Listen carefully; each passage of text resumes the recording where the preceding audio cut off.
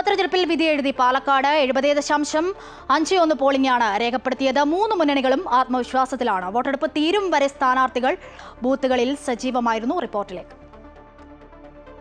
പാലക്കാട് കോൺഗ്രസും CPM-ഉം മത്സരിക്കുന്നത് 2ാം സ്ഥാനത്തിന് വേണ്ടിയാണെന്ന പ്രതികരണമാണ് BJP സ്ഥാനാർത്ഥി C. കൃഷ്ണകുമാർ നടത്തിയത്.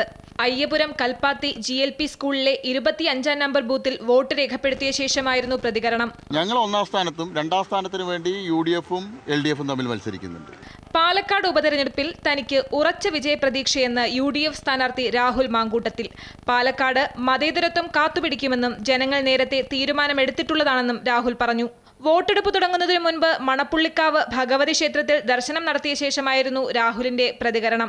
കാരണം ജനങ്ങൾ ഒരു തീരുമാനം എടുത്തിട്ടുണ്ട്. ആ ജനം തീരുമാനം എടുത്തത് ഇന്നോ ഇന്നലെയോ അല്ലെങ്കിൽ ഇവിടുത്തെ പ്രചരണം കണ്ടിട്ടോ കുട്ടിക്കലാശം കണ്ടിട്ടോ പിന്നെ റാലികൾ കണ്ടിട്ടോ അല്ല. ജനങ്ങളെ വെല്ലുവിളിക്കുന്ന എല്ലാ ശീലങ്ങൾക്കും ഇത്തവണത്തെ തെരഞ്ഞെടുപ്പ് മറുപടി നൽകുമെന്ന് പാലക്കാട്ടെ LDF സ്ഥാനാർത്ഥി P. സരിൻ പ്രതികരിച്ചു. ജനങ്ങളെയാണ് വെല്ലുവിളിക്കുന്നത്. ജനങ്ങൾക്കറിയാം ആരെ വിലയിരുത്തേണ്ടത് ഈ തെരഞ്ഞെടുപ്പിലൂടെയെന്ന്. ജനങ്ങളെ വെല്ലുവിളിക്കുന്ന എല്ലാ ശീലങ്ങളെയും ഈ തെരഞ്ഞെടുപ്പ് പൊളിച്ചെഴുതും. അമൃത ന്യൂസ്, പാലക്കാട്.